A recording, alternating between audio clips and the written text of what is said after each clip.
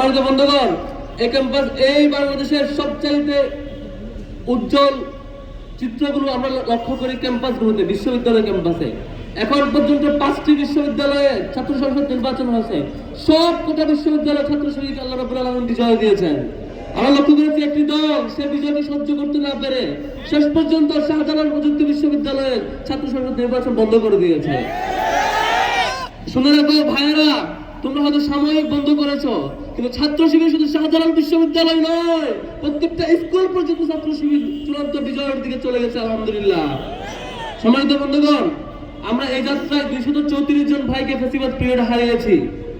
ফেসিবাদ পিরিয়ড পর্যন্ত আমাদের কেন্দ্রীয় সভাপতি থেকে শুরু করে একেবারে কর্মী পর্যায় পর্যন্ত প্রত্যেক পর্যায়ের নেতা কর্মীকে আমরা হারিয়েছি। আমরা দেখেছিলাম আমাদের কেন্দ্রীয় সভাপতিকে টানা 50 দিনেরও বেশি রিমান্ডে রেখে নির্যাতন করা হয়েছিল।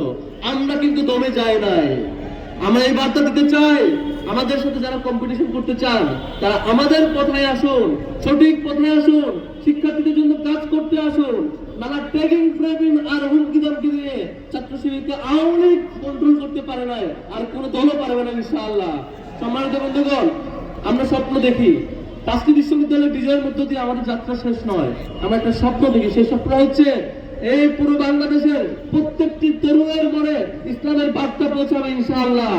প্রত্যেকটা তরুণের মনে ইনসাফের বার্তা পৌঁছাবে। প্রত্যেকে ইনসাফ কায়েমের স্বপ্নের সারথি হয়ে যেদিন পৌঁছাবেন সেদিনই আমাদের ইসলামের ছাত্র শিবিরের চূড়ান্ত লক্ষ্য সফল হবে ইনশাআল্লাহ। সেই লক্ষ্যে আমরা অপেক্ষায় থাকলাম। এই ছাত্র শিবিরের আজকের 49টি বছর যে পার হলো, 49 বছর প্রতিষ্ঠা বার্ষিকীর উপলক্ষে এই বাংলাদেশের প্রত্যেকটি তরুণের মনে আবার সেই দাওয়াত পৌঁছাতে চায়। ছাত্র শিবিরের কোনো কর্মী গত 49 বছর ধরে কোনো ধর্ষণের সাথে জড়িত ছিল না। আবারও সে বার্তা পৌঁছাতে চায়, অন্য দল চাঁদাবাজার লুণ্ঠনে জড়িত থাকলো, আমাদের কোনো কর্মী সে অপরাধীতে জড়ায় নাই, বরং বাংলাদেশকে বিনির্মাণ করার জন্য কোটি কোটি জনশক্তি উপহার দিয়েছে। আমরা সেই জনশক্তি উপহার দেওয়ার যাত্রা অব্যাহত রাখবো ইনশাআল্লাহ। এই ছাত্র শিবির সেই তিতুমির হয়ে প্রতিটি সংকটে বাংলাদেশের জন্য ফিরে আসবে ইনশাআল্লাহ।